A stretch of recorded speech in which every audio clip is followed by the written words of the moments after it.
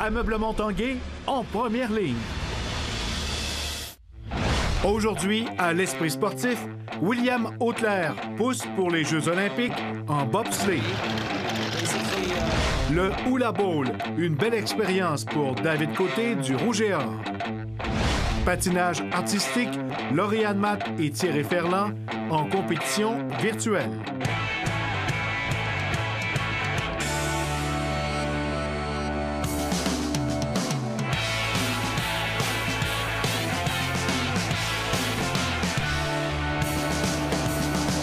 À tous un bon jeudi, bienvenue à l'Esprit sportif.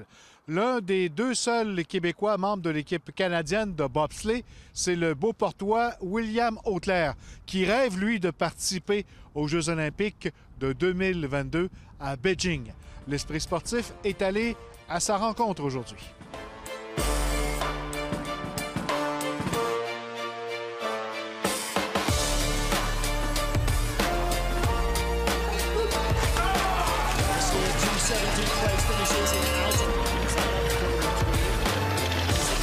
William Auclair, bienvenue à l'Esprit sportif.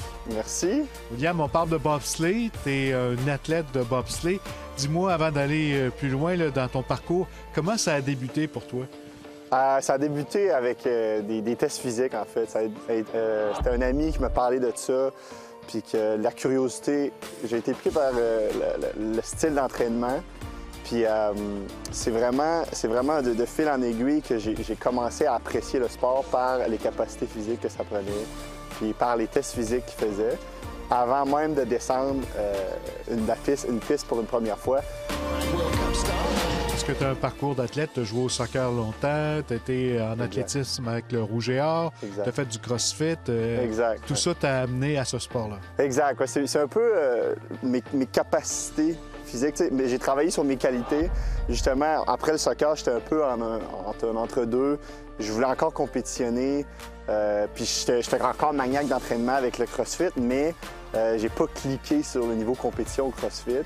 Puis justement, j'ai travaillé sur mes qualités physiques qui étaient plus la puissance, la vitesse ensuite que j'ai vu avec le sprint que j'ai pratiqué. Encore le goût de compétitionner, puis je savais que j'avais encore le potentiel. Donc, c'est ça qui m'a donné le goût de revenir. Puis, je savais justement avec les Olympiques qui s'en viennent, je trouve que c'est un beau défi.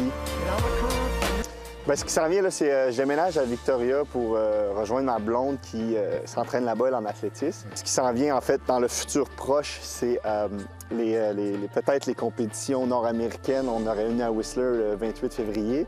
Mais à cause du COVID, tout est incertain. Tu es un athlète maintenant à temps plein. Oui, est-ce que tu vois, il y a les Jeux olympiques, est-ce que tu vois une carrière encore un peu plus longue? Oui, c'est sûr que j'y pense. Si les Olympiques 2022, c'est sûr que ça serait un rêve. Sauf que je me ferme jamais la porte pour 2026 non plus. Je suis encore jeune dans le sport. J'ai 27 ans. La moyenne d'âge, c'est... Je suis dans la moyenne d'âge, en fait. Il y en a qui continuent jusqu'à 30, 33 ans facilement. Donc, un autre cycle olympique, ça serait très réalisable.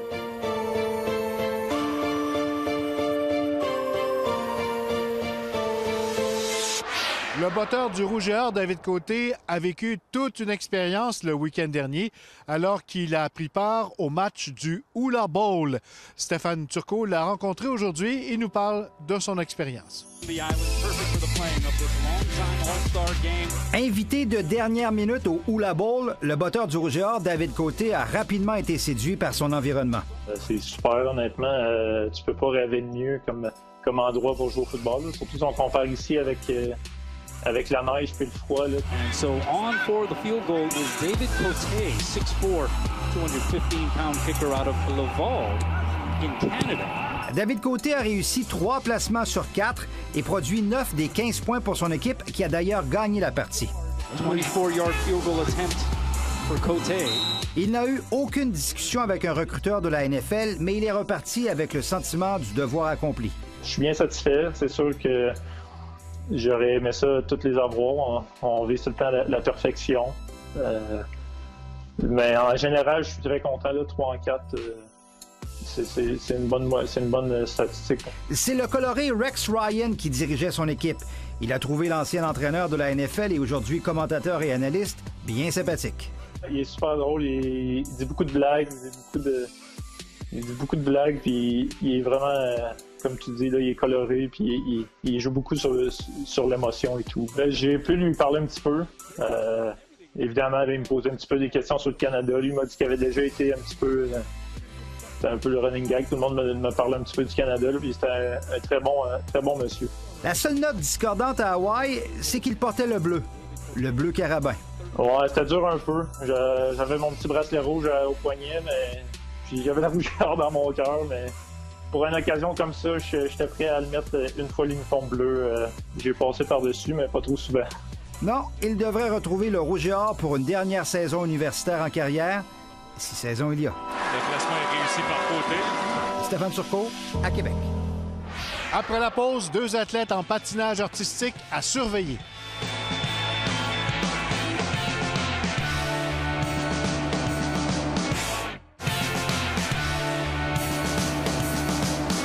Parlons maintenant de patinage artistique. Lauriane Matt et Thierry Ferland, 2 patineurs de Lévis, ont participé récemment à la compétition Le Défi de patinage Canada, une compétition virtuelle où ils ont obtenu d'excellents résultats.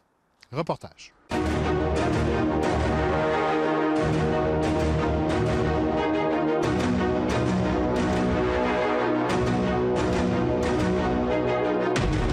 Thierry Ferland, Lauriane Matt, bienvenue à l'Esprit sportif.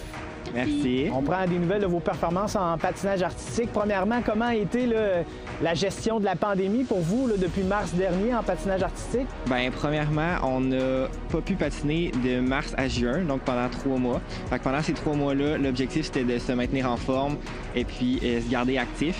Évidemment, on pouvait pas être ensemble, fait que c'était chacun de notre côté.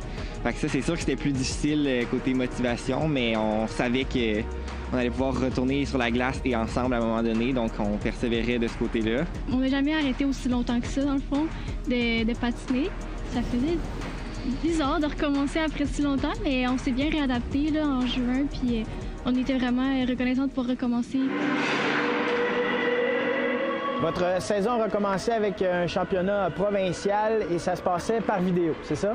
Oui, exact. Comment ça a été là, pour le retour à la compétition? T'sais, avec tout ce qui s'est passé, ça a quand même bien été, moi je dirais. Oui, OK, on avait beaucoup d'améliorations à faire après la compétition, mais pour une première en vidéo, en virtuel, dans ces circonstances-là, c'était quand même bien. Donc des championnats provinciaux qui ont un peu moins bien été, mais ça donnait, c'est ça, un premier test si on veut. On retourne à l'entraînement et là, on était prêt pour une compétition qui était beaucoup plus importante pour vous. C'est les challenges de Patinage Canada. Ce qui est Canada Challenge, dans le fond, on avait déjà plus d'expérience parce que premièrement, on avait déjà fait une compétition virtuelle. Fait qu'on savait plus à quoi s'attendre. Ensuite de ça, un caméraman est venu sur notre plateau d'entraînement qui était engagé par Patinage Canada, qui filmait pas mal à travers tout le Canada. Dans le fond, il en envoyait plusieurs pour que ça soit le plus équitable possible. Et puis, on a livré notre performance qu'on avait le droit de faire, bien entendu, seulement une fois. Là. Puis, ça s'est vraiment mieux passé cette fois-là. On était mieux préparés. Compétition par vidéo, en termes de niveau de stress, de niveau de pression, est-ce que c'est plus facile, plus difficile?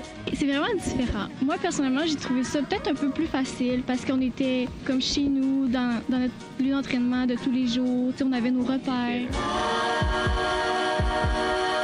Habituellement, le programme court, oui, dans le fond, c'est notre force parce qu'on commence la compétition, on a une musique rapide, on mise là-dessus, on mise sur être musical puis être... énergique et tout, là. Oui. C'est notre force, vraiment, là. Fait qu'on a commencé avec ce programme-là, qui était un programme de 2e année parce qu'on l'avait déjà fait l'an passé, fait qu'il était plus peaufiné et plus travaillé, mettons, qu'à la saison passée. Fait qu'on a commencé avec celui-là. Ça a quand même très bien été. On a fait quelques petites erreurs, c'est sûr, mais en général, c'était ce à quoi on s'attendait. On était contents. Une médaille de bronze pour le programme court et le programme long a encore mieux été. Oui, c'est ça. Le programme long, c'était un nouveau programme de cette année.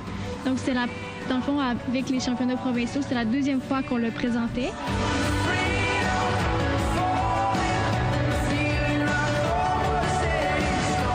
Une 2e place au programme long. Au cumulatif, ça vous donne une médaille d'argent au Challenge de Skate Canada. Félicitations pour cette médaille. Et ça vous offrait, en temps normal, une qualification pour les championnats canadiens. Championnats canadiens, desquels on a appris il n'y a pas longtemps, qui seront annulés. Donc, pas de vidéo, pas de physique non plus. Un peu décevant. C'est sûr que les championnats canadiens, d'habitude, c'est avec ça qu'on clôt l'année. Alors, on s'entraîne pour être à notre top, à notre pic à cette compétition-là. Fait que c'est sûr que c'est décevant parce que c'est pour ça qu'on s'entraînait toute l'année, cette année-là. Parlons des prochains Jeux olympiques 2022. Est-ce que ça vous fait rêver? Est-ce que vous avez espoir d'y participer? Bien oui, c'est sûr que c'est dans nos objectifs à long terme. Dans le fond, cette saison-ci, notre deuxième place au Ski Canada Challenge nous a permis que c'était possible. On a vu aussi un peu la concurrence, puis on va continuer de s'entraîner fort, mais c'est sûr qu'on y rêve, puis on mise ça, qu'on va travailler pour atteindre cet objectif-là. On vous le souhaite. Merci beaucoup. Merci beaucoup. Voilà qui complète l'esprit sportif pour aujourd'hui. On se retrouve demain à la même heure. Bye bye tout le monde.